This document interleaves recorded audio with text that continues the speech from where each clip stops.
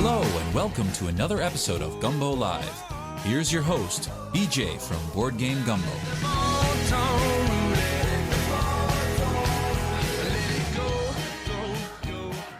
Hey, board gamers, BJ from Board Game Gumbo here, back on another episode of Gumbo Live. It's episode number 146, Gumbo Live, the number one Facebook Live talk show in APIARY, Oregon, or maybe even Bumblebee, Arizona. Steve, APIARY, Oregon, or Bumblebee, Arizona. We'll have to find out. We'll have to check in with our special guest. And tonight's special guest is Connie Vogelmann, the designer of APIARY and WYRMSPAN. We've got a lot of questions in the chat crew, I'm sure, tonight about those, and we'll be talking to you about all those. Hit us up on social media tonight on Twitter, Facebook, Blue Sky, Instagram. Hit us up with any questions you have at Board Game Gumbo, and we'll be looking for your questions in the chat crew. But enough blather. Let's get right to our special guest, Connie Vogelmann. Welcome to the show. Hi, thanks so much for having me. I'm so excited to be here. Oh, thank you for coming, Connie. Connie, you're a designer. You know what an elevator pitch is, so I'm going to get right to it because that's what we like to do in Gumbo Live. All right. Give us the elevator pitch. Who is Connie, and how did you get your start in gaming? Yeah, absolutely. So I'm Connie. My day job is an attorney. I live in Washington, D.C. I know. Oh, don't worry. I'm a good attorney, though. I'm an attorney, so I feel like we always say, I'm an attorney. I'm here to help, and everyone sort of rolls their eyes. Now I work for the federal government, so hopefully I'm not doing too much damage in the world. And I actually got my start in gaming in law school when I had a friend bring a copy of The Settlers of Catan over and basically said, "Hey, how would you feel about dinner and a board game?" My response instantly was, "Board games? Like, what are we? Who are we? Like, how old are we? Are we like, 10? But I caught the bug from there and then basically never looked back. And so when I moved to Washington, D.C., this was in about 2014, I joined a bunch of meetup groups. Most of them were board game related. And then things just really, really took off from there. The meetup itself, the meetup app itself has introduced so many people to board gaming.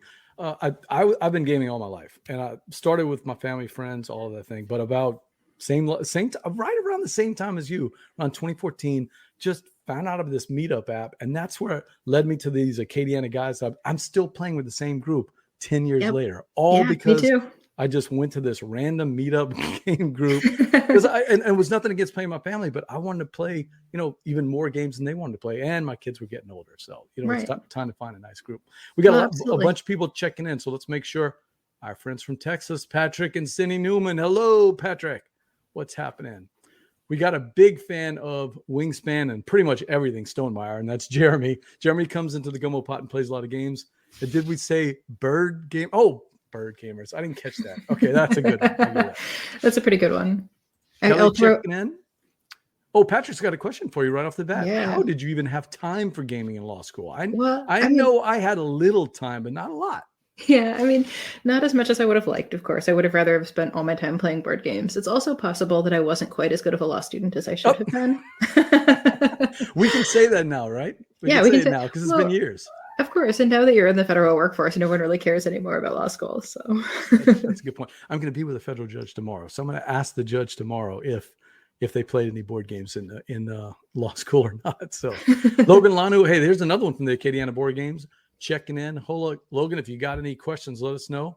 Oh, that's right. We should get it right off the bat, Connie. Tomorrow's a big day, and we're going to get to WYRMSPAN in a little while.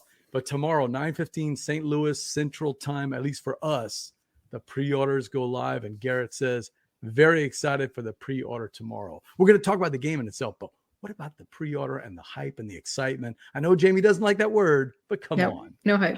How do you feel about all this? I'm excited. I'm nervous too. I will say the day that I was the most nervous for was actually the day that the previews came out. They airmail 10 or 12 copies around the world to different reviewers. And that's sort of the first time that you're going to see anything of like, what do people think of the final version? What do they think of the production? What do they think of the art? What do they think of the game?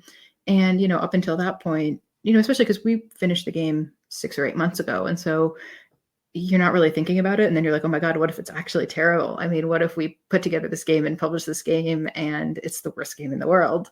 And, you have all of those thoughts. And then So for me, at least, the day that was the most nerve-wracking was definitely the day that those reviews were released. And they all came about the same day. Now, I'm not here alone. I've also got my buddy Steve O'Rourke, the name father, checking in. Hey, Steve, what's up? Hey, BJ, how you doing?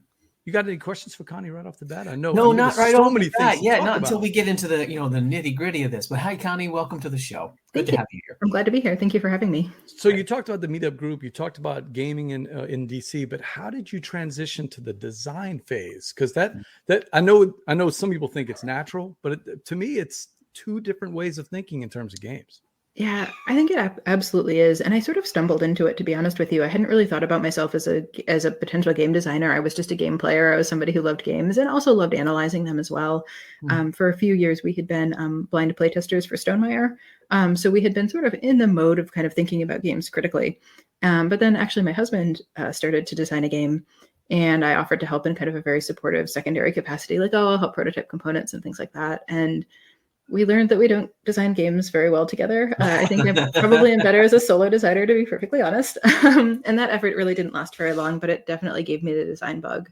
And then within a few months of that effort, I kind of had the idea of APIARY, and it just sort of popped into my head. And then I was really just off to the races from there. So that is fantastic. Hey, Panic Games checking in. Paul actually played Wyrmspan. I saw your pictures of Panic over from Tantrum Con. They got, Steve, they got an early copy. Yep. And there were pictures of people playing it all over.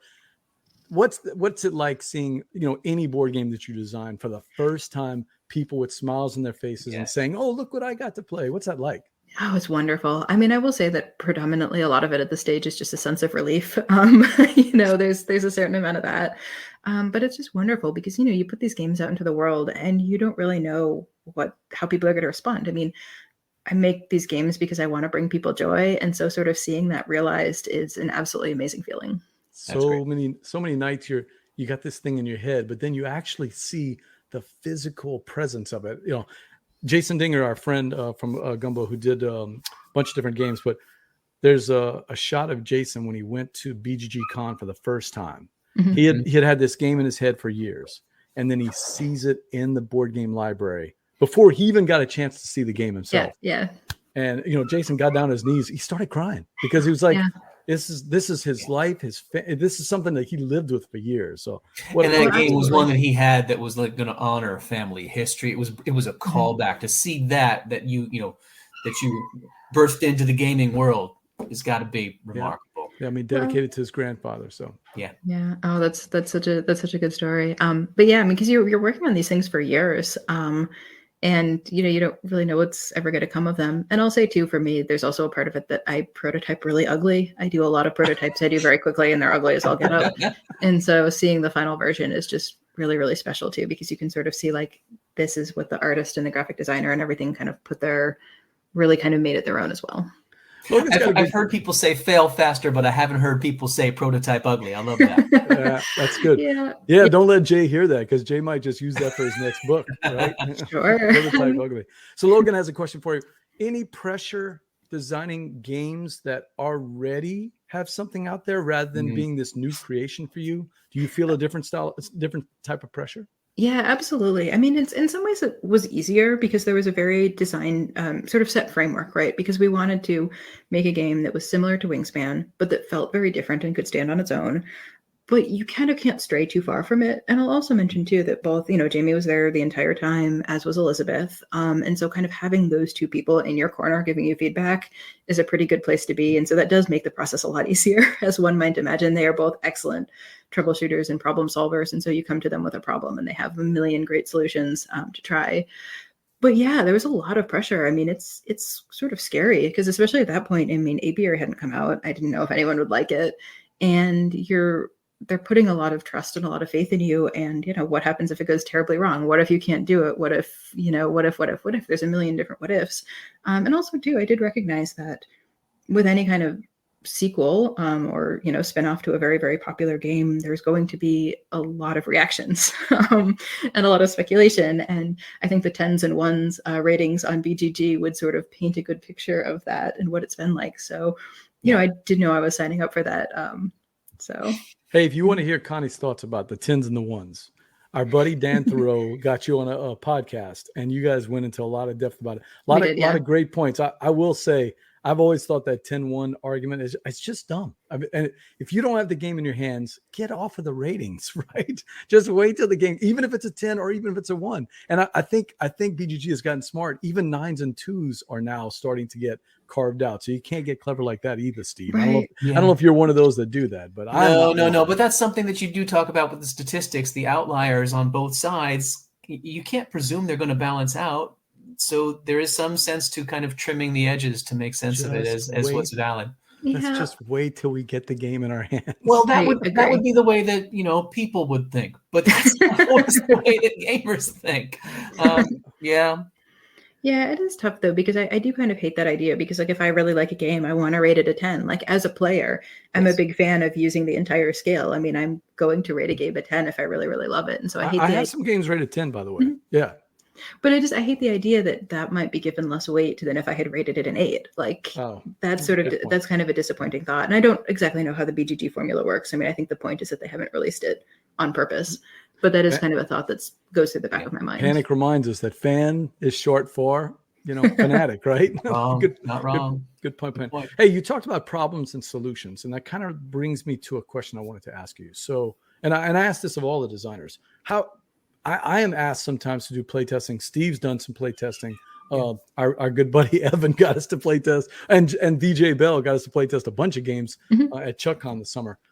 But I'm always wondering, I feel like I'm a terrible playtester. What are you looking for when you're getting feedback from playtesting? Yeah, no, that's a really good question, because I think being a good playtester, especially if you're in the design space, I mean, you're going to be asked to do a lot of playtesting yourself. And I think it's a good way to give back to the community. I mean, you definitely shouldn't just be taking, because when you are asking somebody to playtest your game, you're really asking for them to do quite a lot. So I think it's really important to, give back. For me, at least, really specificity is going to be the key. I don't know how many times I've gotten feedback that X tile is broken or X card is broken. And I have to assume that when they say broken, they mean broken that is too strong. But I don't even know sometimes. Like sometimes as a designer, I'm like, I have the bath like right here. I feel like pretty confident, but I need to know the context, because a lot of times it's a combination of X, Y, and Z formed an infinite or near infinite combo or something like that. I mean, that's every designer's nightmare, right? And so for me, I really want to know what happened, what were all of the components that came into that, and then what came out. And then I also just want to know how that made you feel. You know what I mean? I mean, it's because ultimately we want to make a game that's fun. And so I want to know kind of the fun parts as well as the parts that were really, really clunky. Because one of the things I've experienced with playtesters is that if one playtester flags something, almost certainly more are going to flag it. I mean, every once in a while you get an outlier, but if somebody's stuck on something, if something's confusing, if something's problematic, it comes up again and again and again. So I think it's really important to a designer to pay attention to that. Maybe not pay attention to the solution, but pay attention to the problem. So looking for things that get players stuck. That's something as a bad playtester, that's something I think I can tell you. Hey, by the way, Steve. Yeah. He's like a genie. We mentioned Evan's name and he pops up in the chat. There he is right there. Hey, Evan, we miss you. Hopefully we'll be able to see you this summer. See you soon. Yeah. Yeah. I don't know. I hear there's an event coming up this summer. So I don't know if I'm invited or not. You may hear correctly. Yeah. We'll talk about that. All right. So Steve, do you have any questions for Connie? Do you want to talk about shifting to the wonderful world of Wyrmspan at this point? Because I think that's where everyone's kind of coming to talk Connie's thoughts and development on the process. Oh, I do want to hear about Skyteam though. This game is killing me. You got 5 minutes to talk about Skyteam? Sure, I would love to talk about some Skyteam. Right, let me get something set up real quick. It's only going to take a second. Hey, Board Gamers, BJ from Board Game Gumbo here. I've got my guest, Connie N, the designer of APIARY and WYRMSPAN, and she's played a game that Steve and I have not played, and I am super jealous. Tell us, Connie, please, Connie Vogelmann, tell us about Skyteam. Yeah, so Skyteam is a 2-player cooperative dice game where you are trying to land a plane. The theming might be a little bit loose because you are a pilot and a co-pilot who are somehow not allowed to talk to each other. But you're basically you both roll dice, you put them behind some player screens, and then you have kind of a series of challenges and a series of tasks to do. So basically you want to land the plane on the correct runway at the right point in time. You have to still have your fuel. You have to put your landing gears down. You don't want the plane to be tilting, and so on and so forth. And so it's a series of puzzles. And when I first heard about the game, I was a little bit not super excited about it just because I don't tend to like cooperative games very much. I tend to not be like the most co-op focused person, although I love Gloomhaven and Frosthaven, but in general, I tend to be a little bit cooler on co-op games. But my husband was interested in trying it, and I said, okay, sure, why not? Let's give it a shot. And I've really, really enjoyed it. We've made it through, I think, the 6 or 7 easy scenarios, and we're going to start working our way into the mediums. The book that comes with the game comes with, I think, 15 or 20 scenarios, something like that. And then I think you can do more online, and each one is just a slightly different puzzle. But I think the coolest part about it, and I think part of the reason that I really like it, is because you can't talk. And I think the reason that I'm often a little bit cool on co-op games is because there's often a talking phase where you spend 5 minutes talking and debating, and I don't have the most patience for things like that. And so I really like the idea that you have to do all of your communicating by which dice you place where and when you do it in the round, because you basically alternate placing dice. And so you can— Is this true? David says you're the pilot, he's the co-pilot. Is that right? That's how we set up the game, and we've just stuck with it. Is this basically Captain Sully, the board game? Is that what this is, Steve? You remember Sully, Sully Sullenberger, the board game? the one that landed in the Hudson River? It was the Potomac, or was it the Potomac? No, I don't remember. But Hudson, I think. Hudson. Yeah, that's what it was. Yeah. Hudson. It's the whatever one goes all the way to Montreal. I can't remember which river it is, but I think it's the Hudson. But. Yeah, I think the Hudson's right. BJ, your geographic knowledge. No, I'm looking at this game board. This looks very appropriately thematic. It does. Well, and I will say another thing about it too is just it takes 2 minutes to set up, 2 minutes to tear down. I think David taught it to me in 5 minutes, and I don't even think there's any hyperbole there. I mean, it's a very, very simple concept with very interesting decisions, and I think especially for sort of a weeknight game, when you don't have a lot of time, it's just absolutely perfect, and you can crank out 2 or 3 scenarios back to back pretty quickly. So we've been really enjoying it. And I said, I think that sort of non-stated communication is just really interesting, because like deciding when you're going to place the dice to communicate what you need to do to your partner is, I think it's just a really interesting puzzle. So highly recommend if anyone has even a kind of a passing interest to check it out. It's definitely worth it. So do we need to be in? I love aviation, by the way, and it comes from my dad. We love planes. Do I need to be that though? Are people that are not into aviation still going to like this game? I mean, I'm not into aviation. I'll also mention that we have a friend who's a pilot and was actually getting a little bit thrown off by it, because I think for folks who are non-pilots and non-aviation aficionados really enjoy it, and it feels very thematic to us. But I think if you actually have that like very deep subject matter expertise, I think this actually might throw you a little bit. At least that's what I've heard. Okay. Really? I hadn't thought of that. So thumbs up from you. You're really enjoying Yep. Yeah, definitely would recommend it. Sully Sullenberger, the board game. How many scenarios does it come with? As I said, I think it's somewhere around 15 or 20, but I believe there's more online that you can basically rearrange the components that are in the box to do additional scenarios. So there's really quite a bit of gameplay in what is really a very small box. I like looking at it, seeing that it seems to not like sprawl out all over the place and take up the whole table, which kind of gives you the feel of kind of being in a tight claustrophobic cockpit. There's a limited number of places you've got a job to do. Oh, yeah. Yep, absolutely. That looks good. That game looks familiar. Yeah. It should. Hey, board gamers, BJ from Board Game Gumbo here. I've got my guest here, Connie Vogelmann, and we're talking a game that you may have heard a little bit about out there. It's called Wyrmspan. It's from Stonemaier Games. It's going live actually tomorrow. Not sure when you're seeing this, but it's live and there's a lot of hype about it. That's not a word that some people like to use, but I don't mind using it about a game like this because everybody's talking about it. Connie, tell us the background. How did you get started on a game like Wyrmspan that follows such a big game? Where do you even begin with that? Yeah. So just for sort of background, I had been working with Jamie and Stonemaier on APIARY, and Jamie asked if I would be interested in potentially designing a sequel to Wyrmspan. Basically said, we need to get Elizabeth's approval. I don't know if this is even possible, but if it is, would you be interested? I'm assuming you had played Wyrmspan before. Oh yeah, absolutely. Right? Yeah. I mean, we love Wyrmspan. You can't live in DC and not play Wyrmspan with Elizabeth right there, right? Well, of course. And I mean, Elizabeth has been, a mentor to me for quite a while now. We're local to each other, which makes things really easy, when designing a game like this. Sure. But yeah, so Stonemaier had been getting a lot of requests for dragons and for spinoffs to Wyrmspan. And so I think a lot of it came from sort of this fan idea and fan support. And yeah, there was definitely sort of a question of like, oh my gosh, am I the right person to do this? Like, am I capable? Am I competent? Like, there's a lot of imposter syndrome that was kicking in at that point in time.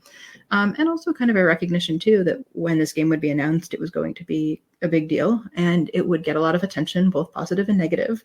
And, was that what I wanted. And so there's definitely kind of some of those concerns, but I ultimately decided to do it. I mean, getting to work with Jamie, getting to work with Elizabeth. I love Wyrmspan. I love the underlying system. So getting kind of the originator's approval to kind of keep playing around with that system was sort of too good to pass up.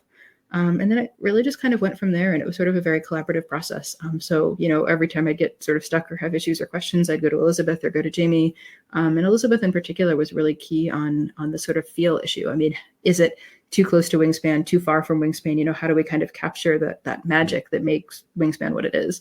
A lot of it was, Connie, this is way too far away from Wyrmspan, like rein it back in. That was a lot of it. Really? Okay, so you're getting directions from Jamie, who approached you about that. And a lot of the people may not know that he actually approached you about doing this after working with you on APIARY, right? Mm-hmm. Yep. And then you're getting feedback from Elizabeth. But what were your goals for Wyrmspan? I mean, you're the designer, and Yes. Obviously when you're getting kind of it's almost like a spec script here, where you've been given an assignment and Yep. you've been given some direction. What were your goals?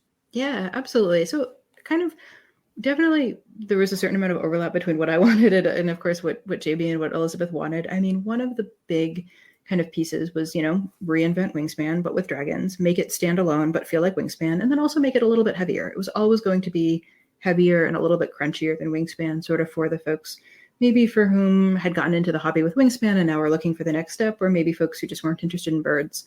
One of the things that I really wanted to add, and this is kind of my own design style and design pedigree, and I think if folks have played APIARY, I think some of the feel of Wyrmspan will be very similar. And that is, I really like combos. I'm a big combo person, and I really like sequencing decisions. Like, you might be doing A, B, and C in a turn, but if it's A, C, B, A, B, C, C, B, A, and so forth, has really consequential impacts. And I think that really comes through in both APIARY and also in Wyrmspan.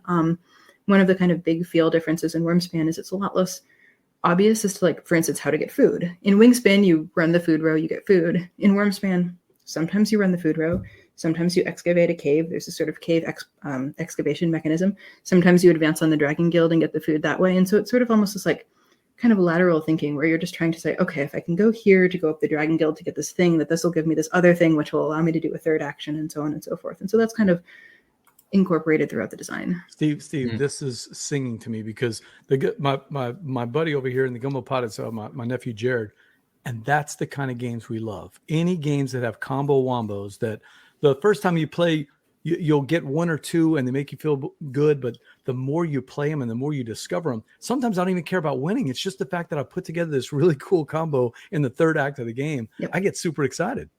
And there are lots and lots of combos to be had. What's up, Tommy? Time Roller checking in. So go ahead. Oh, yeah. No, I was just going to say one of the big things, too, that's very, very combo-tastic is this Dragon Guild. So you have sort of the circular track that you're advancing around over the course of the game. And every time you get to either the bottom of the track or the top of the track, you get its big bonus. And these are space limited, so you're sort of competing for other people. They also vary from game to game. There are several different sort of sets of them. And these are big things. I mean, there'll be things like play a dragon for free, excavate a space for free, cover up another dragon, get a bunch of endgame points, things like that. And so kind of sequencing that, getting that right, can really lead into some very, very big turns.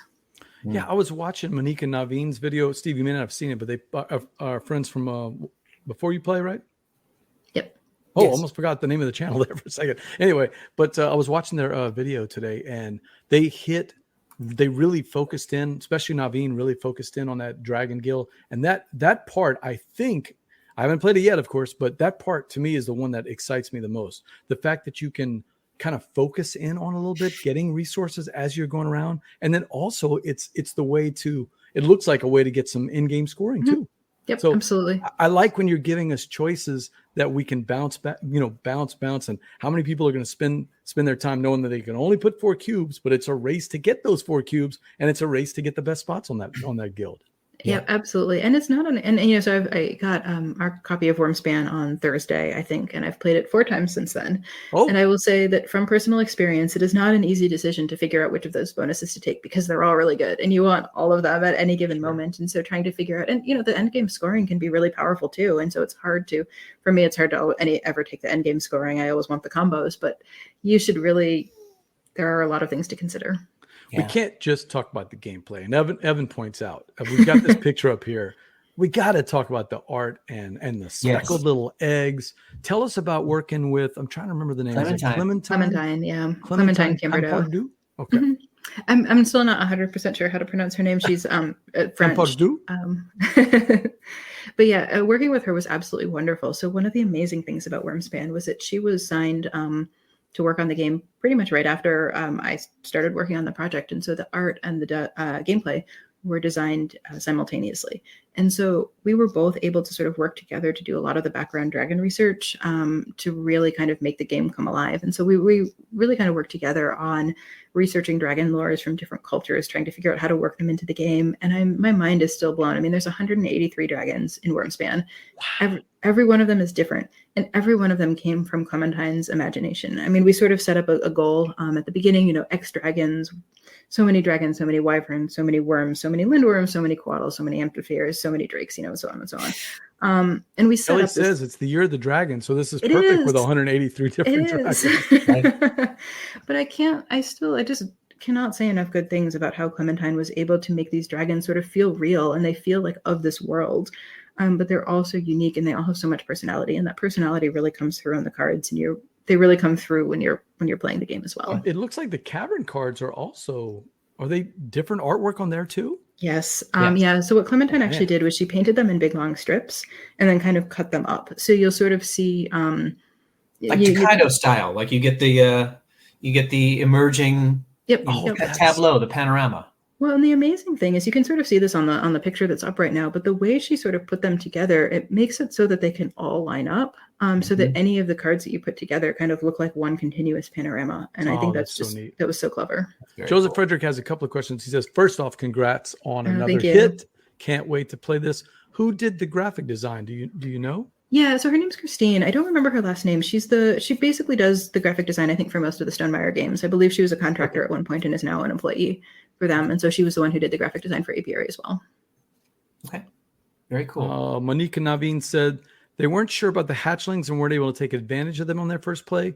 Can you talk about how we should be thinking about how to use hatchlings? Yeah, absolutely. So hatchlings are some of my favorite dragons. Christine Santana. Thank you, David. Yeah, so sorry, the hatchlings. So hatchlings are absolutely amazing. They do require a fair bit of upfront investment, and they do take a little while to pay off. But I think one of the really key elements, so for folks who don't know, because why would you know? Because the game isn't out yet. Hatchlings are... I was trying to find a picture of one. Yeah. Oh, there's some hatchlings. Those are all hatchlings. So they require an egg, and then they require sort of a hatchling-specific milk, resource milk to play them. And then they all have the sort of three-part ability. So the first one is kind of your walkover if activated ability. Whenever you explore your row, you get to do a thing. That's always either caching a milk or caching a meat on the hatchling or tucking a card underneath it. Anytime you do that, you get sort of a special benefit. And then the third time that you do that benefit, you get a big bonus. But the thing that's really key and really clutch to understand about the hatchlings, this is the second bonus, that anytime ability. So for the leaf-eating cricket catcher up there, anytime you cache a milk, gain a card. You can do that from anywhere in your cave. So if you have any other ability anywhere in your cave that allows you to cache a milk, say on any dragon in this row, on any dragon in this column, you can use that to charge the hatchlings, which means you can supercharge them. You really like combos. Oh, wow. I like combos. I mean, I can see this. And if you get to the end of either the yellow or the red tunnel, the red tunnel ability gives you an ability to cache 2 resources on any dragon. The end of the yellow tunnel allows you to tuck 2 cards under any dragon. Those can supercharge your hatchlings. And so I think that's kind of the framework, is that like they are a very big investment up front, but they can absolutely pay off in spades. Takes a little bit of time getting used to. I will say I played a game last night and there was a hatchling that was absolutely my MVP.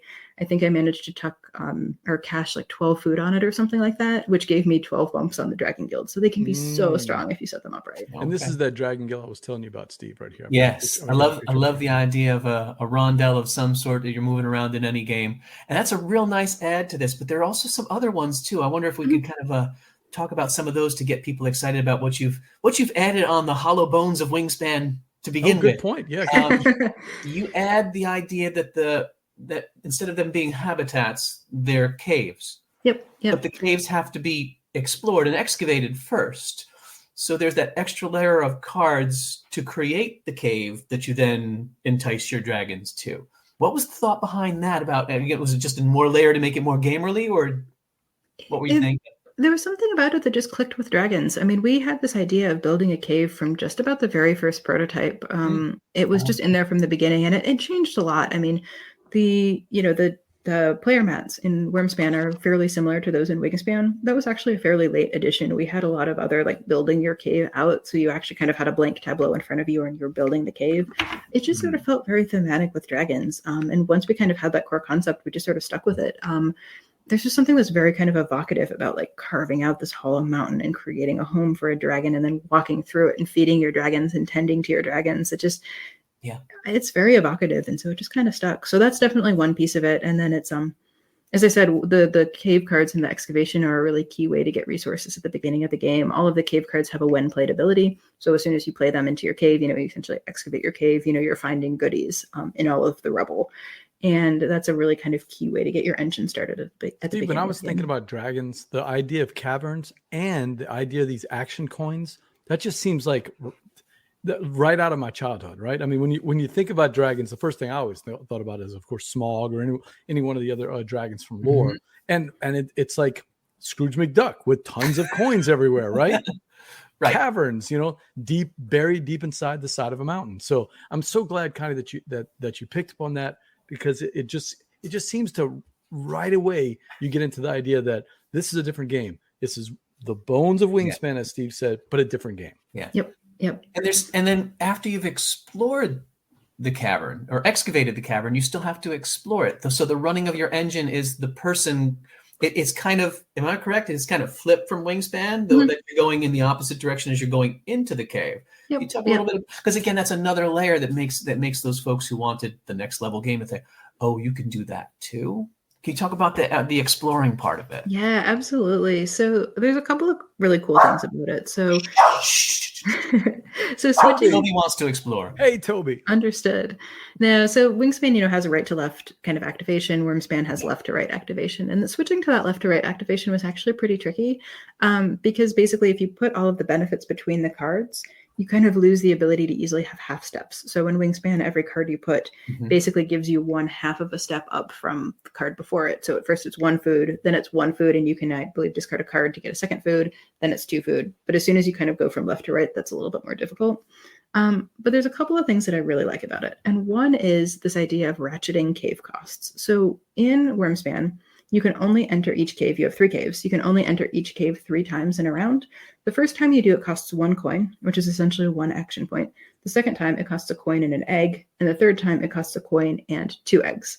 And you can't run it any more than that. So you have to sort of plan around to that, which I really, really love. And you have to figure out if it's worth it to spend the eggs, because eggs are a very valuable resource. Unlike Wingspan, you can actually really run out of eggs, and you can run very short on eggs. And so you need to kind of manage your egg ebb and flow over the course of the game.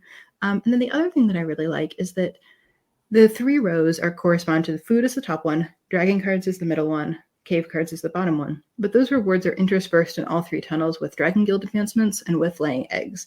So they're not quite as concentrated. And so again, you're getting kind of resources and benefits that might be desynced with your cave. And so kind of putting your brain in that space of, okay, how am I going to get that? If I walk through my Amethyst Abyss, that's normally associated with cave cards, but I can get this bump on the Dragon Guild, which will give me a dragon card, which then I can play, which will then give me food or something like that. Right. That seems like a big change from Wingspan, Steve, because if I remember right, it's been a couple of months since I played Wingspan, but it's much more linear. Each one of the different habitats kind of focuses on that. I like this because now my board might be totally different from your board, even though we're developing the caves the same way.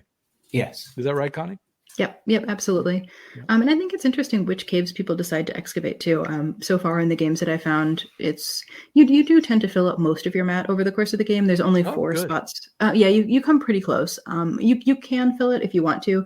It's often not the best play maybe to do it, but there's only 4 dragon spots in each tunnel on this mat as opposed to 5 in Wingspan, so it's easier to fill. But the order that you fill your tunnels will really shape your game, and it's sort of been interesting to see which tunnels or which caves people build out first. So far in 4 plays, so sample size of 4, people seem to be choosing different paths, which is really exciting. I want to fill up a map because you know what I hate in Planet Unknown is when I leave like half of the planet unexplored and it's I come out in in the last title, place. BJ. Part of the planet is unknown. You have to leave some of it unknown. There's so many games though where I'm exploring the map and I only get to like a third of it because I'm so bad. And I'm like, oh, I'm disappointed all the fans out there who really wanted all this stuff to be explored. Good night. Thank you for checking in with us, Patrick Newman. Hopefully we'll see you soon. Connie, was that a design focus that we're going to try to get people to really explore this mat? I think that was more incidental. I mean, I think it was sort of, we wanted to certainly make sure people didn't run out of room. But the other thing too is that we wanted to make the ends of the rows fairly attainable because the ends of all 3 rows have a very big bonus. So the end of the food row, you can cash 2 food on any dragons. End of the card row, you can tuck 2 cards. And then the end of the cave row, you can discard 2 cave cards to lay 4 eggs. So those are big bonuses. So we wanted to make them accessible enough that people would be able to get them early enough in the game to actually get to, run that row and sort of experience to get that bonus. Yeah. Evan remembers that's the game I played with Jay. Planet Partially Known. That's what I played this summer at ChuckCon.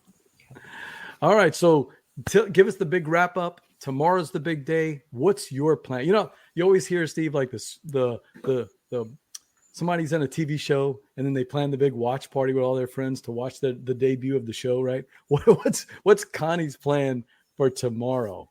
Let's make Wayne jealous about what you're going to be doing when this thing goes live. There you go. I don't think I'm going to make anyone jealous. I'm going to work tomorrow. So. Oh no! As I said, I actually did take the day off when all of the reviews posted because that was the one that was just really, really stressful. And yeah, tomorrow's nothing. You can't do anything about it tomorrow. I can't do anything about it. I mean, fingers crossed. I hope it goes well. I'm really eager to see what people think of the game over the next few weeks as they start getting their copies. But yeah, no, unfortunately, I'm just going to work tomorrow, so I don't really have anything exciting. Well, there's a bunch of people tomorrow from here in Acadiana, here in Louisiana, that already have their clock set. So it's going to be a big day for Stonemaier here in Louisiana. We've got the Gumbo Overlord knocking on our door, Steve. Oh, that can only mean one answer thing, that right? door. Oh, we should answer that door. Hey, there she is. Verla's in. Hey, Verla. Connie, Verla. If Hi, Verla's here, that must mean something, Verla. What are we going to be doing? Oh, we're going to be playing a game. It's a game. Connie, this is a game about board games. I mean, this is a show about board games. We got to play a board game, right? We may still have some questions from people in the chat, so we'll keep answering them. Look, there's Jeremy checking. He's ready. He's got 2 alarm clocks set, and I'm talking about the alarm clocks you get from Service Merchandise, like the old style that you have a little button on top. He's got that set ready to go for 9:15 here in Louisiana to get it. Oh, DJ Bell, check Jay. I'm telling you, Steve. We just mentioned some of these names, and they pop up in the chat. There you go. They're like genies in a bottle. I dropped the Stonemaier link back in there just as a little reminder to folks. So what you're waiting for tomorrow. Click that link. Yeah, let me get that set up. That's right. Make sure you check out stonemeiergames.com/games/Wyrmspan. Tomorrow it should be live. I can't remember the exact times for every part of the country because it goes all over the world. But the good news is they're already in the warehouse, right, Connie? These games are going to be going out to people. Oh, yep. I got my copy last week from the freight shipment, so they're ready to go. I think they've said that copy already. I guess it's designer's privilege. Right. But yeah, so they've said that they'll start shipping basically immediately. But it will potentially take them, most of the month to get all of the copies out. So just kind of TBD. Wait. I don't know if you saw, Steve, 100,000 copies he printed already. Yeah. Wow. Congratulations, Connie. But this is a board game show. Let's talk about a board game. Steve, right, let's take it away. This is Steve's part. So you're going to have this game that we're going to play called, BJ calls the BOUDIN BOWL. All of the games seem to be named after food from the Acadiana region.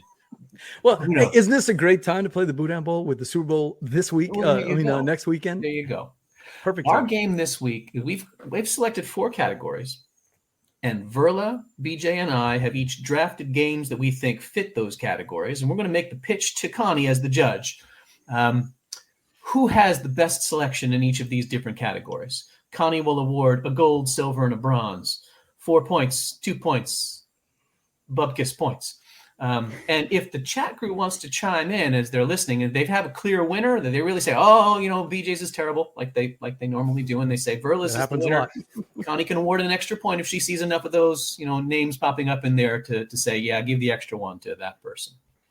We have 4 categories. We'll tell you what they are, one at a time, and then each of us will make our pitch to you. You'll tell us what the points are, and we'll sum them up at the end. All right, that's the game. And the only additional rule is that the only tiebreaker that we have is that, BJ loses. That's true if it's a tie. I do want to hear what the chat crew is going to vote, though. Okay. Yeah, that's gonna be You want interesting. to go through them in the order that we got them? Yes, and you told her about the Sounds scoring, how good. the scoring's going to work out. Yeah, you're going to be listening and saying who's made the most persuasive case to be first, second, and third, and then I'll punch the points in and keep count that way. I think we should let the Overlord go first. What do you think? Okay. Oh, hey, look who's checking in. Hey, Mick. Oh, I got to see Mick, Mick. briefly. Mick, my I got friend. to see Mick briefly at BGG Con. It was like a hi bye. Literally, I was in the middle of a game. He just walked by. It's like, watch out Verla's for that guy. representing. We did not get to play a game, Mick. We'll have to do that next time. So, yeah. Evan says, bring in the Overlord. We're ready for it. Okay. So Take the it All away. right, what are we starting with?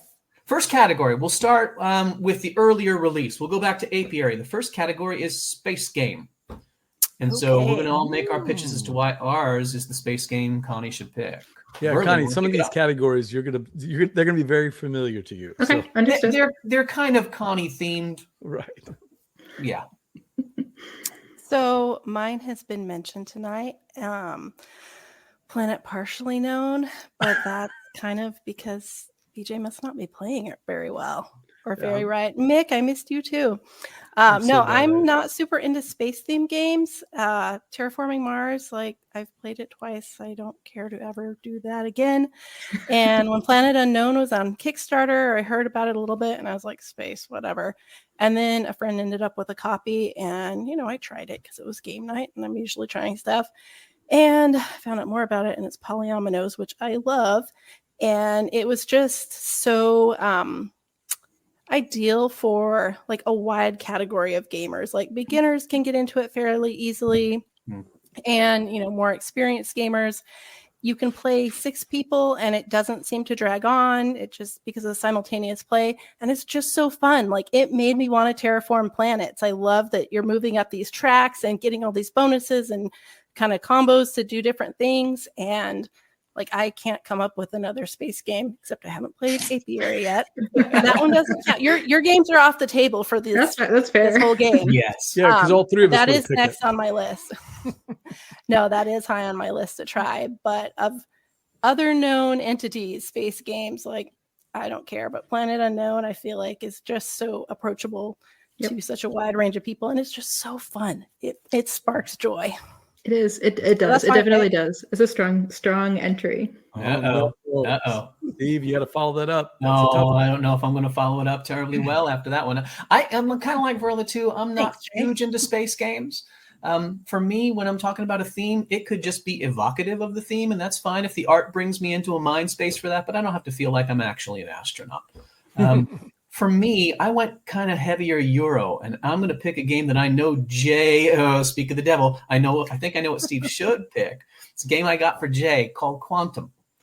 Quantum is a game that is dice, and there's some dice rolling, but really what's beautiful about it, the thing I love so much is that the dice have opposing powers.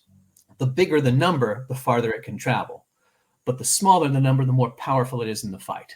So essentially, this is kind of an exploration game. You're kind of getting into, you're jostling for places on the board to kind of colonize or get energy from planets. And so it's kind of a race. But the puzzliness and the powers that go with it, it might be a hard one to find, but you can find it on BGA and you can absolutely play it. It's a beautiful, thinky, mean little game. Interesting. I have not played it, but that sounds really fun. It sounds really interesting. Don't That's play it with too my short. son because you might be competitive once, and then for me at least, I play him once and I can play him level, and after that he smokes me. Hey, we want to see some ideas from the chat crew. Don't forget, maybe they can even steal a better answer than the 3 that we have. Ooh, BJ But- throwing a curveball. The Oh, chat you never crew's gonna know. compete. I'm okay if she picks one of them. So Okay. mine is very simple. When you think about space, you think about bees, right? No, wait. hold on. Naturally. Sorry. No, that one was not. That would have been my choice. The one that I picked is what I like to say is the Beyond the Sun of board games. And it is because it's Beyond the Sun. Beyond the Sun has been one of my favorite space games that I've played since I've gotten into this. Yeah.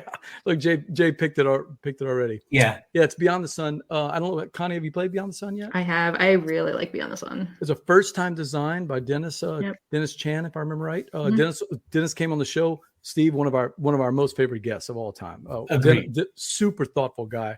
Loved the game, but the first time I played it, I was like, wow, this has everything I like. It has those combos that we talked about where you're doing actions to set up this cool combo 2 or 3 turns later. And you're not going to see that the first time you play, but the second and third time you play, you're going to see right away that, oh, wow, I've got to set up better turns later by making these little tiny micro turns in the part. So it's got 2 things that I love: space theme and micro turns that combo into bigger turns. It's a huge game. It's a table hog, but it's so much fun. And I've been able to teach it to just about anybody. So that's my choice, Beyond the Sun. What I like to say whenever I call into a couple of game shows, the Beyond the Sun of board game. It is Beyond the Sun. All right, so we've got a couple other choices out there. We got Dune, Imperium, and Firefly. Yeah. Interesting. Yeah. What do you think, Connie? What's your thoughts? Yeah. All right. So Gold has got to be Beyond the Sun here. Ooh, I really like Beyond the Sun. It's Starting such a out good strong. game. And I think it really captures that space feel too, because you have that kind of planet grid off to the side and you're exploring those planets. Also just want to shout out, it has like the coolest income generation mechanism I've ever seen, like A+ on that. Silver is going to be Planet Unknown. I also love Planet Unknown, and I'm so sorry I have not played Quantum, so I do have to. I should have tried to knock tell it you. down You a should little pick the bit. gold for the one that you haven't played yet. you're dying to. Understandable. Do play it though; it's definitely worth it. And Jay, I definitely want to. It looks really interesting. Jay knew exactly where I was going with that one.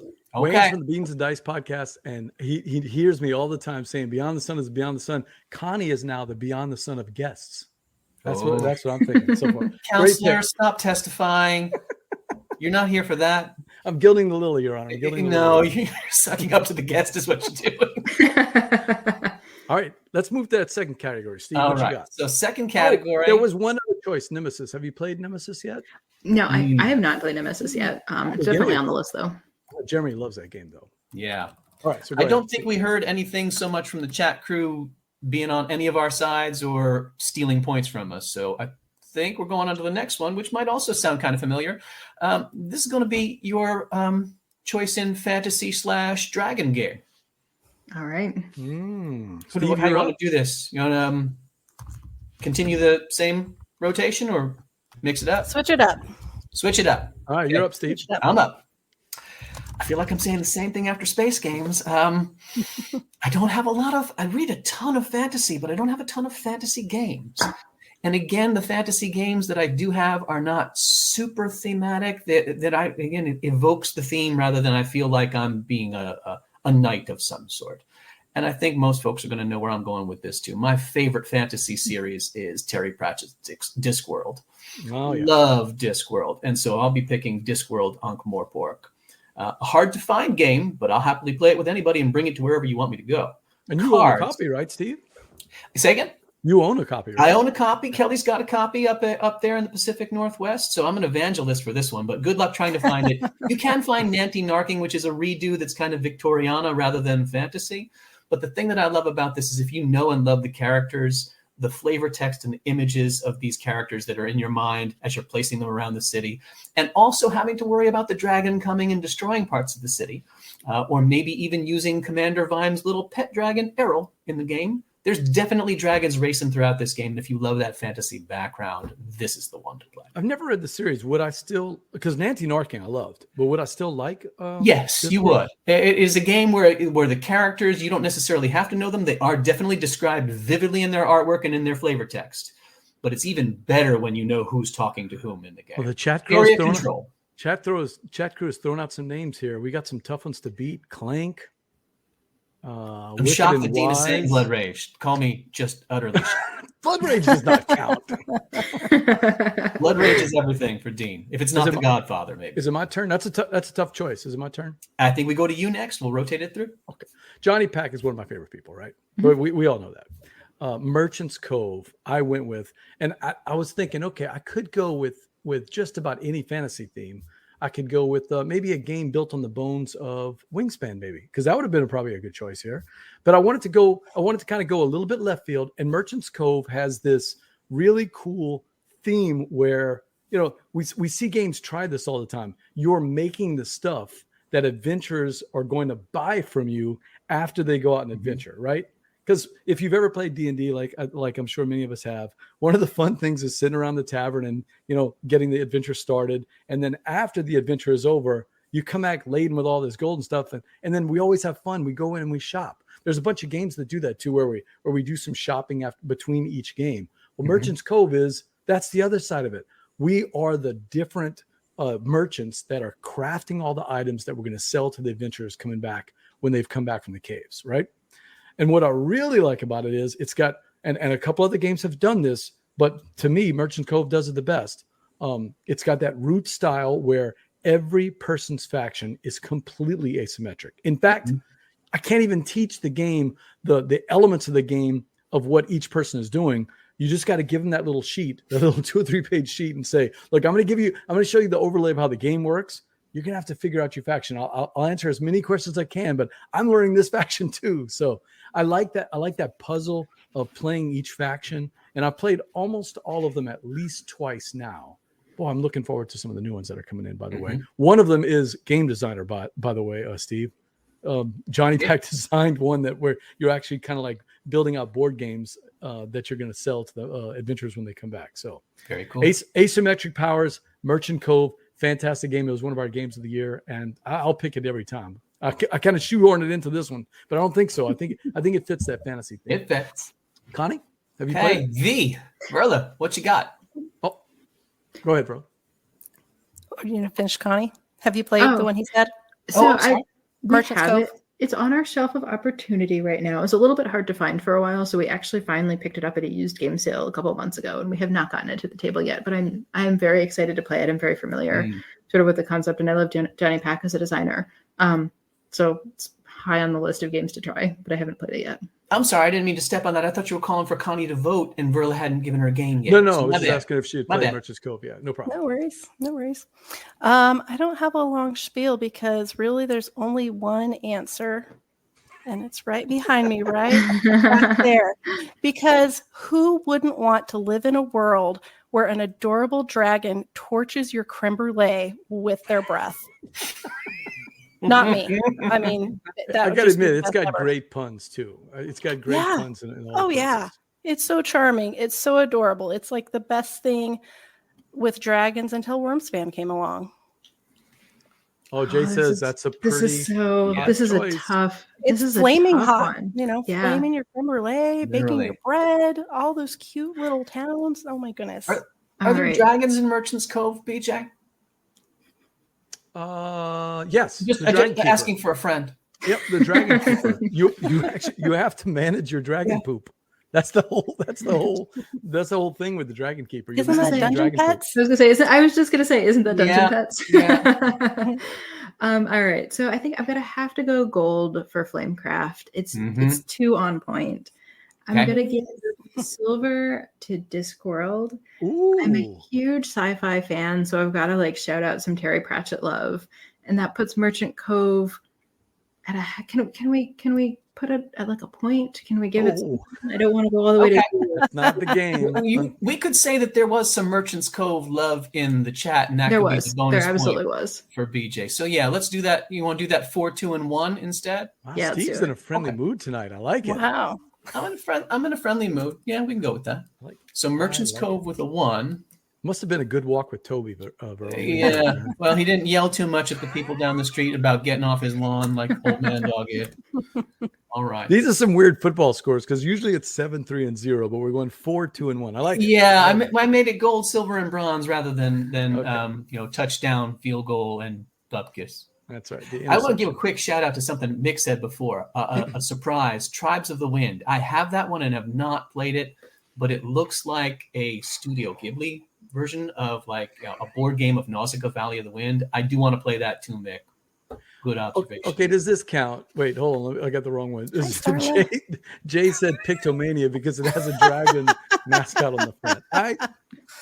Connie, you'd have to be the judge of that one. I don't think that would count. I'm going to say it's a little bit of a stretch, like A+ for effort, but maybe not quite a point. Oh, Avalon, the Resistance. Avalon. Great choice. And by the way, stick around in 2 weeks, David, because he's going to be on the show. He's got a new book to pump, and we're going to be talking to him about it. So Don Eskridge, right? yeah, Don Eskridge will be there. So Excellent. that'll be fun. I was going to say, Avalon is one of my favorite games of all time. So as David well knows. David's being a fabulous co-pilot and co-host, feeding DJ with that little nugget. Yeah. Nicely done. All right, so halfway through, we're to the next category. Next category is going to be... Is this true? You wrote the Resistance Avalon guide? On GBGG? Oh, wow. Yeah, that was me. Okay, we need to get Connie and Sean Ramirez from the Dukes of Dice in the same room playing Resistance Avalon. Sean claims he's never been beat at this game, and he's played it. I mean, I don't know, never been beat. That's a little hyperbolic. No, that sounds like Sean. He's played it 40 or 50 times. Like this is one of his favorite games of all time. So yeah, we used to, when I was back in the day when I was young, we used to play every Friday night. Basically from 10 or so at night until when the metro opened up in the morning again, and then we'd all kind of head home from playing Avalon. Wow, so it has a very very special place in my heart. Wow. Okay, committed. All right. What's our next category? Fourth category is going to be this is very generally wide open. Best game for new gamers. Number 3. This could be like an entry-level game that could be easy for them to get a copy of and shop for, or something that's really accessible to people to get them started thinking about gaming as a hobby, or something different than they remember from their childhood years, perhaps. I was gonna say I have an answer. So if anyone picks that answer, it's definitely getting the gold. Oh, good. Okay. Oh, feels like this needs to be written down like Newlywed Game style, so there could be a reveal at the end. I'm doing the mind meld. I'm doing the mind meld right here. Okay. So I think I'm first, right? DJ's kicking off. Yeah. So my game might be a little heavier than you think, but that's because it's on the bones of a very successful Stonemaier game by Elizabeth Hargrave about birds. Oh wait, no, sorry, that's the wrong one. I was in the wrong category. No, this game is a game that I've literally taught to every kind of gamer you could ever think about. I first heard about it from Tom Vassal over in the Dice Tower. He lauded it. I got a copy, and I've brought it everywhere. I brought it on campouts. I brought it on vacations. I brought it on family gatherings, and it's called No Thanks. Tiny little card game with little red chips. I'm missing one of the chips, so I use a penny. It doesn't even matter. You can play the game. You can play the game just the way it is.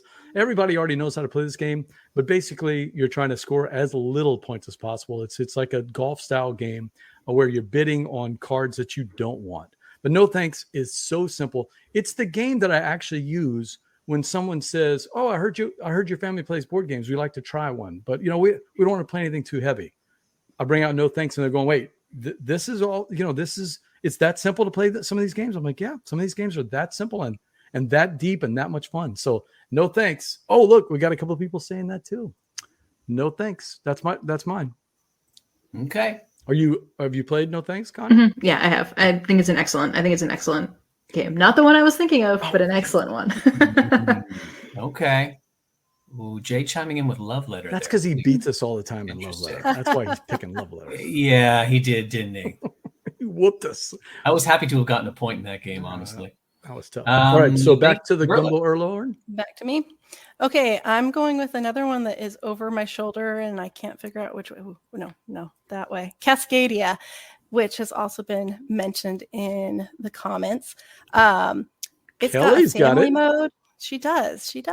It's got a family mode that you can use as a beginner mode from like my 5-year-old nephew on up to my 85-year-old great aunt, who I was nervous about. She kept saying, "I want to play board games. I don't want to play bunco with all the old ladies at my things. That's all they want to play." And I was like, well, she's 85. I'm not really sure like what she can handle. And we tried Cascadia. Again, tile placement, which I love. Beautiful Beth Sobel artwork, which I love. The theme is, pretty appealing, I think, across the spectrum to a wide variety of people. And there's so many different ways to change it up and add to the complexity, from that family level to the regular one and all the different cards. And it's just that's my pick if I'm trying to teach new people games. And that's been the big winner as well. So nobody's ever told me, "I hate that. I don't ever want to play it again." They're always like, "When can we play Cascadia again?" My brother got the game. He bought it for his wife for Christmas. He's not a big gamer, but he likes games. They're just getting into it. They played it like 5 times already this month. I mean, Cascadia is just, and I didn't even have to teach it to them. They learn it from the rules. So, yeah, such a great one. It's fantastic. Connie, you a fan of Cascadia? I am in fact a fan of Cascadia. Oh, that But might it's be a not hint more. there. That's a hint there. We'll have to wait and see. We'll have to wait and see. Yeah. Okay. You I also might got be, Dean's vote too. So I might be in poker what they're calling drawing dead. That's the case at this point. I'm Kenny, going pull to an inside very straight. Pull it. I'm pull going it in a inside very straight. different direction. This is one that is not going to be something that people would necessarily run out and buy after they play it, but I will bring it over every single time they want to play. I have never seen someone play this game and not think, "Ooh, let's rack them up. Let's do that again." It's the Canadian game of bumper cars with golf with shuffleboard. It's Crokinole. Crokinole is such an easy access game. Not an easy one to go out and buy your own copy of, but again, this is what's going to hook a gamer. And if this is something that will get people who have not ever thought of themselves as board gamers to sit down and flick discs and then get into it with their partners who might not be gamers or who might be, wanted to just play something simple that's beer and Skittles, and there you go, you're off to the races. Crokinole has just never failed as an intro for a new game for someone who's not looking for something terribly rules heavy, but just a bucket of fun. So here's the question that I have, and this is maybe me being pedantic here, is do we count Crokinole as a board game? No. That's You have a to have a great Crokinole question. board. You do, but it's. I mean, I like the pick. It is your call. I really. So Cascadia was the one that instantly came to mind for me. It was. So I do have to award that gold. Yes. It's just, Okay. I've had the same experience. It hits every time you teach it. You can teach it to non-gamers. Gamers like playing it. It just never misses. And so it's hard for me not. I mean, that's going to be the gold pick. I'm honestly struggling between the other two because I really think both of them are excellent picks. As an aside, personal pet peeve here. I heard somebody in BGG say that Raising Robots was a good gateway game, and I don't know if you guys have played that game. It blew my mind. I was like, "This is not a gateway game. Like, what are you talking about? There's 8 million symbols." Yeah. And so I really appreciate that all three of these picks really are. Oh yeah, Quadropolis is very good too.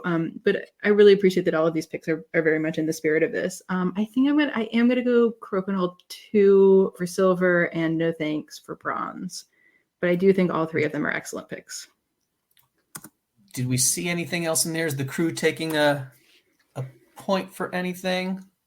There's a lot of splits. I've seen it at several Crokinoles, so I think that might be the one. I've seen a couple of Cascadias. Certainly said Cascadia, and so did Dean right up earlier too. Thank God Philip Millman isn't here because he would have said PAX Premier and said, What? PAX Premier. Hey, Mick says Cascadia. Oh, there's a lot of votes for Cascadia and a lot of votes for Crokinole. Yeah. Do we think there's another point in there, or does it stand as it is? I'm okay with Connie. I don't think Crokinole's a board game. Yeah. Just gonna say it. Wait, what? I mean, I do think that's a very legitimate complaint, but It is a board and it is a game, but not a board game. I can understand it. It's definitely something that is an entryway game for gamers. Mm-hmm. I could certainly see that. And I know that for, again, the families that we've played it with, it's been surprising how many of them went out and bought their own boards afterwards. It shocks me that actually does inspire them. Jeremy says it's a game the same way pool Thank you, is a Jeremy. game. Oh, Jeremy, that's it. You're never invited to the Gumbo Pot anymore. Oh, Jeremy, we were just talking so nicely about you earlier. No, we talked about it. Are we excluding dexterity games? We're not. We're not excluding dexterity. There's Jay. Jay always with the logic. Yeah. By the way, I don't know if you guys have heard about, there's this new game, dexterity game, but we just ordered a copy. It's called Dripholter. We haven't played it yet, but basically you hold a bunch of random objects in your hand and you try to drop the correct ones. And every time you do, you get a point, and it's a bell, which then you also have to add to your hand. So you have all these jingling bells in your hand, and then if you drop one of those, you lose the points. I cannot wait for that game. I saw Marty play it. I saw some pictures of Marty Cannell playing it, and it looks fantastic. So it looks I just great. don't know I'm anything about it. So. Yeah. But just the idea that you're trying to hold all of these weird objects and drop the correct one, and then as you get points, you're clinking these bells, and then you're trying to drop whatever. It just sounds great. All right, we got one more category left for the Boudin Bowl. What do we got, I Steve? don't know that the last category is going to make a difference. We might be competing for silver and bronze, BJ. Well, let's go ahead and try. The last one is con to attend. Okay. So again, So tell me though, are we recommending a con to attend to people? we're saying We're trying to convince Connie to I go think to the way this. let me see how I phrased it in when I was talking to y'all. I think what it was phrased as, what is the gaming convention you most want to attend? Okay. So we're not necessarily trying to sell this other person on it, but making the case why this con that we like to go to is a great one to attend. Okay. All right. Okay. Well, I want to see. I want to see what Verla has to say. I think we're back to V. Is it back to me first? I think it is. I think I was first last time. No, you were first, and then Steve, Okay. and then I was first. Yeah. Yep. We're back to the top of the head of the top of the order. Well, Steve has my true pick, and he wouldn't let me switch things around a little bit to be more precise. So hey, I did not take Flamecraft knowing that you wanted Flamecraft, right? That's true. This is true. So mine is BGG Con. Probably fall, but spring if I can make it. But I've been to both of them one time each. And it's just such a great atmosphere. It's so well set up. All the volunteers that they have. Have you been at all, Connie? I have not been to BGG Con. It's fantastic. I've been to Essen. I have not been to Gen Con, but I've heard about it. And, you know, if you want a con where you are mostly, where games, you know, playing games is the focus and not as much just the sales and the booths and everything. I mean, they have some of that and that's okay, but it's just such a great con to go and get together with your friends like BJ and so many of the people that are in the chat that we know, and make new friends. And they've got an amazing, incredible game library. What is it, like over 6,000 games or something that they haul in? And it's just, it warms my heart and my soul. So we got some new people in the chat. So we should explain what BGG stands for. That is Board Game Gumbo Board Game Con. Geek. Yes. Board Game Gumbo Overlord Con. The O is silent. So kind of, I used to walk around BGG, and there were people that have like they get the little stickers, and it says "I love BGG," and I'm like, "Thank you, appreciate it. Thank you very much. Thank you." That's a great choice, BGG Con, fall or spring. You're saying you're claiming both of them. I'm claiming both, but you know, if I had to decide between the two, it's going to be fall. Well, our friend Mick and Starla will be there. BGG Con. They're powered by BGG, if I remember right, with the videos. So they'll be there in the fall if anybody wants to go, or in spring. Very well run. Spring this year. I can't make spring this year, but I will be there in the fall. So Yeah. okay. Good solid lead. All right, Steve. Back to me. I'm going to tell you what I stole from Verla, apparently. This is a con that is like a mini micro con. And Verla is saying the exact same stuff. If you want what at a con is playing games with your friends, well, we made one that we do nothing but that. We basically have friends from all over the country in honor of our friend Chuck, and we call it ChuckCon. We get together and either rent a house together for 4 days, and the library that we have is what everybody brings. So it's what you want to share, and we get up in the morning, make each other breakfast, go out for a run. This summer we're going to be getting up early and paddleboarding on the lake, and then we cook for each other, we drink with each other, and we play games until God knows what time of the evening, and then sing until we go to sleep. 4 days of just getting together with a group of 8 to 12 or so friends, and we call it ChuckCon. We had like 200 games there, right? And we played, I think, We 85 did, and of them. Yeah. I think we put a dent in that. We didn't play everything, but we I don't know if we got to a majority. We were darn close. I think we played 85 out of 200, if I remember right, Connie. Close That's a to lot it. of games. That's a lot of games. Yep. It is. Tantrum Con is one I wish I could have gone to. That one I was would like to a check lot that of out fun. one day. Mm-hmm. But I wanted to go to ChuckCon 3 because I've already been to ChuckCon. So that was going to be my answer, was ChuckCon 3. Yeah, I put in So maybe ChuckCon, and summer. Verla then said her answer was ChuckCon 3. That would have been a totally different answer. Yeah, you almost finessed it. And Mick's talking about some great ones up in Nebraska for anybody that lives up there. Yes. Mine is an easy one. Jamie announced today that he's doing Wyrmspan Con. And so that's have I beat it into the ground yet or not? A little bit. Okay. No, mine is one. And this is not going to be a winning choice. I picked it just because it's near and dear to my heart. We started up a game convention called Southern Board Game Fest. So I'm going to go into a little ad spiel here. Southern Board Game Fest is a fundraiser for New Hope Foundation, where the foundation provides mentoring services to at-risk youth on the north side of town. It is a fantastic charity, but more than that, it's become like a family convention. We get 300 people all in the same room, all, working on this charity. But more than that, everybody is not only a gamer, but so many of them are actually volunteers. They come from all over. We had people from Minnesota. We had people from Tampa. We had the Beans and Dice people. We had people from Texas, people from Arkansas, Oklahoma. They all come down, and they don't want to just come and check. They want to actually volunteer and help. So that's what reminds me. What I like about Southern Board Game Fest is not only do you get the great Louisiana food, you get the great Louisiana company, but you also get just the spirit of gaming, people playing games and giving back not only to the community, but giving it to each other. Mitchell is in charge of the teaching, and we had gamers from all over the country come down and volunteer their time. You could actually, Connie, send your friends here, and there'll be 16 or 20 games that they're going to play with a guided playthrough. Yeah, Jeremy was one of our superstars. He also did one. So just a fantastic time. So we had Cajun music, we had Cajun food, we had Creole desserts, and we had 350 games to play, and we had something like 70 games given away over the weekend. Just a fantastic time.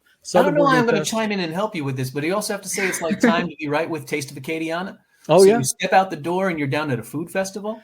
Yeah. So why am I talking on your behalf? Yeah. Because we're both going to try and go at some point, Steve. That's why. Yeah. The reason is that we can't always get the space that we want on that weekend. So I don't want to promise that. Right. In fact, our next one is probably not going to be the same as the Cajun Creole Festival. It's called Festival Acadien et Creole.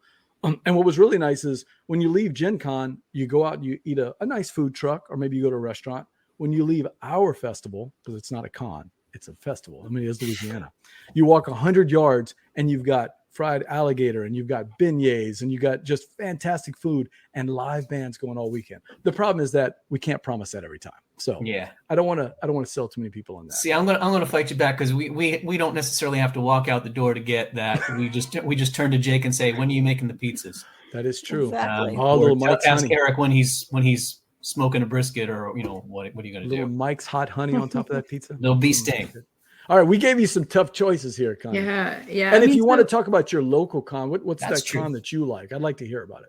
Yeah, well, so it was called WashingCon for a few years. It seems to have sort of gone away at this point. I'm not sure if it's going to be back, which is too bad. But actually, one of the really cool things is that our local board game store, which is Labyrinth in Washington, D.C., has actually started running board game events at AwesomeCon, which is kind of a big general, science fiction, fantasy, nerd culture con.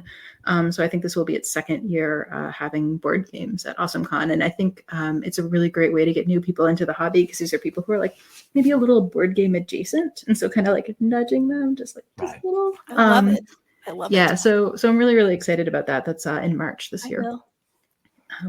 But yeah, so I think my ruling here, I'm going to go Chuck Con with gold, because I think that renting a house, playing games with friends, that whole like retreat, making food together, it's just one of the most special things that you can do. And I think it's one of the reasons that I love board games so much. It's just kind of that togetherness. Sort of along the same. Yep. I think in the same vein, I'm going to go the Sobo Festival with silver, because I think that bringing new people into the hobby is just really critical. And I think, again, kind of this sort of idea of a celebration of games and everything, all of the personal connections that you make playing games is really valuable too. And BGG Con is very much on my list, but it does get the bronze here. But I am excited to go to BGG Con one of these years. Great choices. Lots of great choices in the chat too, Steve. Yeah. What did we see in the chat? I was seeing some other new names too. Mick talking about OrcaCon. Cardboard Caucus I've heard of. Yeah. My Cardboard mom and I went Caucus, to yeah. OrcaCon. You did get, I know you've got a lot of folks down there listening too, but Sobo certainly came up. That came up a lot in the chat. Is that a bonus point? Yeah, I think so. It's got to be. Yep. All Dean right. says Chuck Con for the win. Lots of good ones. Tantrum Con. That's definitely on my list. So Same here. Okay. And last shout out to Unpub too, because that's the con for the game designers, and that's also in March, and that's a great event every year. Yeah, so one of our most popular parts is we do a mini style Unpub. We call it GoPub, Geaux, because we're from Louisiana, we can't spell. But we've had designers from all over that come, mostly from the southern states that are close enough.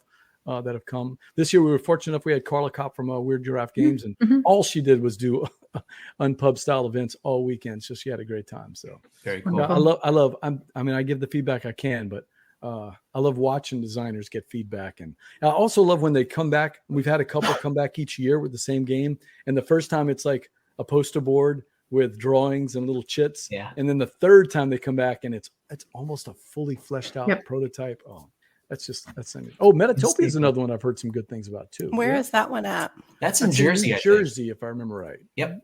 Okay. Right up by Canada, right, BJ? Yeah, right by Canada. So great, just across the border from Canada. You get above Kentucky, everything north of Huntsville is near Canada, right, BJ? Did you know, Steve, 98% of all Canadians live within 1 mile of the border? I mean, they are poised to just, that's it. We have to be careful. Yes, that does not sound like a wacko conspiracy theory at all, BJ. Very good. Okay. Yeah, my family's from Canada, so I like to pick on them. So. All right. So it looks like if we do the Piranha Pig Con, that's the Friend Con. Yeah. That's board Blue Peg Pink Peg. Love that. I think she said it best. Friend Cons, that has to be the best. Even though we love the spectacle of Gen Con. I gotta say that this was something that grew from us being friends online, and it wasn't until we had the Chuck Con, the first up in the Pacific Northwest by Verla, that we had some of these folks get together for the first time. This past year, we were in Alabama and met people that we've talked to or typed to, and it's like your brothers and sisters from the drop. It's just fantastic. So this year's New York. Well, I hope it's a great time. Oh, we will have a great time. It will be. All right. All right. So let's look at the verdict here. Give it to us. Verla is at the top of the podium wearing gold with 10 points. And BJ and I are sharing a silver, it looks like. We ended up, that bonus point got you from, Verla had 10. Bonus point got you and me both to 8. So we have a but if there's a tie, BJ loses it. Yeah. Oh, that's said that at the beginning. I'm gonna do the magnanimous Olympics thing and pull BJ up onto the silver podium. Oh, thank you, man. I appreciate it. Verla wins, and BJ and I also played. Evan, you didn't win. We all won. That's the way it is. We all won. Quacks is the answer. Evan. And that's one to go on, BJ. That's Quacks is the answer for everything. So, all right, board gamers, that's it for another episode of Gumbo Live. I want to thank Connie Vogelmann for coming in. This is a lot of fun. We had a great time with you. How can they reach you tomorrow to give you the congratulations when y'all sell out all 100,000 copies on the first day? I don't think that's going to happen. But yeah, so I'm on both Twitter and Blue Sky, both places. I'm at Connie VDC. So I post every once in a while. So, yeah, come say hi. Make sure to like our Facebook page, facebook.com/BoardGameGumbo, or the YouTube channel. We're also on Blue Sky. And thank you, Connie. I saw your shout outs on Twitter and Blue Sky. Thank you for doing that. It helps us get the word out about all of our upcoming shows, including Don Eskridge, designer of The Resistance and Avalon. He's an author of a new book on gaming. It's a tiny little book, but we're going to be giving away a copy during the show. So that's going to be kind of fun. And next week, we're going to be giving away another copy of The Wolves. And that's thanks to our friends at Pandasaurus. So come check us out on Twitch as we play The Wolves live. Don't forget Twitch Tuesdays, twitch.tv/BoardGameGumbo, where we play your games live on TV. And someday we're going to get to play Wyrmspan, hopefully, Connie. So keep an eye on that, because if you get in the chat, you can give me some strategy on how to win. Can do. Well, good night, everybody. Thank you all for coming in. I am BJ from Board Game Gumbo, and for Connie, and for Verla, and for Steve. Laissez, le bon temps rouler. Bye all. Bye, friends. Bye all.